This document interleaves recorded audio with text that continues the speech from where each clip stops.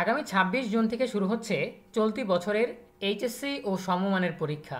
এদিকে দেশে করোনা ভাইরাসের নতুন সাব ভ্যারিয়েন্টের সংক্রমণ দ্রুত বৃদ্ধি পাচ্ছে। এমতাবস্থায় এইচএসসি পরীক্ষার্থীদের জন্য সাধারণ নির্দেশাবলীর পাশাপাশি বিশেষ কী কী নির্দেশাবলী মেনে চলতে হবে সেগুলো নিয়ে বিস্তারিত জানাবো আমাদের আজকের ভিডিওতে। শুরু করার আগেই সবার কাছে ছোট্ট একটা রিকোয়েস্ট করছি, যারা এখনও আমাদের চ্যানেলটিকে সাবস্ক্রাইব করোনি তারা এখনই সাবস্ক্রাইব করে রাখো, তাহলে শিক্ষা সম্পর্কিত সকল তথ্য এবং পরামর্শ সবার আগে পেয়ে যাবে।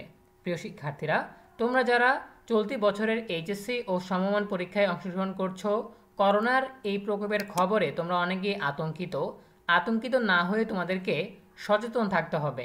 যেহেতু এইচএসসি পরীক্ষা একটা জনসমাগম হবে, একটা পাবলিক পরীক্ষা, এজন্য সতর্ক থাকতে হবে সব সময়। নিজের নিরাপত্তার জন্য, সেফটির জন্য অবশ্যই কিছু নির্দেশাবলী মেনে চলতে হবে। কী কী নির্দেশাবলী মানতে হবে এখানে দেখো। গণপ্রজাতন্ত্রী বাংলাদেশ সরকার রোগ নিয়ন্ত্রণ শাখা থেকে কিছু নির্দেশাসমূহ দেওয়া হয়েছে। শিক্ষা অধিদপ্তরের ডিজি তিনি ফেসবুকে পোস্টের মাধ্যমে জানিয়েছেন যে শিক্ষার্থীদেরকেও এই নির্দেশাবলী মেনে চলতে হবে। সবাইকে তিনি এই নির্দেশাবলী মেনে চলার অনুরোধ জানিয়েছেন। কি কি? প্রথমেই রয়েছে সংক্রমণ প্রতিরোধে নির্দেশনাসমূহ। বারবার প্রয়োজন মতো সাবান দিয়ে হাত ধোবেন, অর্থাৎ যতটুকু সাবান দরকার ততটুকু সাবান নিয়ে বারবার হাত ধুতে হবে অন্তত 20 সেকেন্ড সময় ধরে। এরপর নাক মুখ ঢাকার জন্য মাস্ক ব্যবহার করুন, অর্থাৎ তোমাদেরকে মাস্ক পরে পরীক্ষার হলে বা পরীক্ষার কেন্দ্রে যেতে হবে নাক মুখ ঢেকে। অনেকে মাস্ক পরে কিন্তু নাক মুখ ঠিকমতো ঢাকা থাকে না। অবশ্যই পুরোপুরিভাবে যাতে ঢেকে থাকে সেরকমভাবেই মাস্ক পরতে হবে। এরপর আক্রান্ত ব্যক্তি হতে কমপক্ষে 3 ফুট দূরে থাকতে হবে।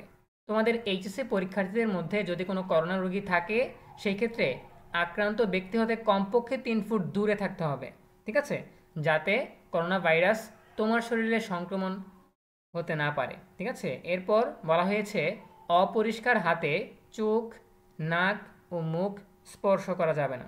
অর্থাৎ যদি অপরিচ্ছন্ন হাত হয়, অর্থাৎ সাবান দিয়ে ধোয়া নয়, অপরিচ্ছন্ন হাতে চোখ, নাক ও মুখ স্পর্শ করবে না। চোখের মাধ্যমে, নাকের মাধ্যমে, মুখের মাধ্যমে ভাইরাস আমাদের শরীরে প্রবেশ করতে পারে। এজন্য অপরিষ্কার হাতে চোখ, নাক, মুখ এগুলো স্পর্শ করা যাবে না। এরপর হাঁচি কাশির সময় বাহু বা টিস্যু বা কাপড় দিয়ে নাক মুখ ঢেকে রাখতে হবে। অর্থাৎ তোমার যদি হাঁচি আসে সেই ক্ষেত্রে তুমি টিস্যু দিয়ে বা কাপড় দিয়ে বা হাতের বাহু দিয়ে সেটাকে নাক মুখ ঢেকে রাখবে, ঠিক আছে, বা কাশির সময় বা হাঁচির সময়, ঠিক আছে। সো এই 5টা নির্দেশাবলী বা নির্দেশনাসমূহ রয়েছে সকলের জন্য। পরীক্ষার্থীদেরকে অবশ্যই এই নির্দেশাবলী মেনে চলতে হবে, ঠিক আছে। পয়েন্ট অফ এন্ট্রিতে আরও কিছু আছে, সেগুলো সবার জন্য না, যারা বিদেশ থেকে আসবে বা বিদেশে যাবে তাদের জন্য, ঠিক আছে। সন্দেহজনক রোগীদের ক্ষেত্রে করণীয়, অর্থাৎ কারো যদি করোনার লক্ষণ প্রকাশ পায় সেক্ষেত্রে কী করবে? অসুস্থ হলে ঘরে থাকুন, মারাত্মক অসুস্থ হলে নিকটস্থ হাসপাতালে যোগাযোগ করুন, রোগীর নাক মুখ ঢাকার জন্য মাস্ক ব্যবহার করতে বলুন, প্রয়োজনে IEDCR এর হটলাইন নম্বরে যোগাযোগ করুন 01401196293। প্রিয় শিক্ষার্থীরা, এই ছিল আমাদের এখনকার আয়োজন। যারা এইচএসসি পরীক্ষায় অংশগ্রহণ করছো, খুব সাবধানতার সহিত, খুব সতর্কতার সহিত পরীক্ষার হলে যেতে হবে, ঠিক আছে, যাতে নিজের জন্য কোনো ঝুঁকিপূর্ণ কোনো কাজ না হয়, ঠিক আছে, নিজের জন্য কোনো ঝুঁকি যাতে তুমি ডেকে নিয়ে না আসো।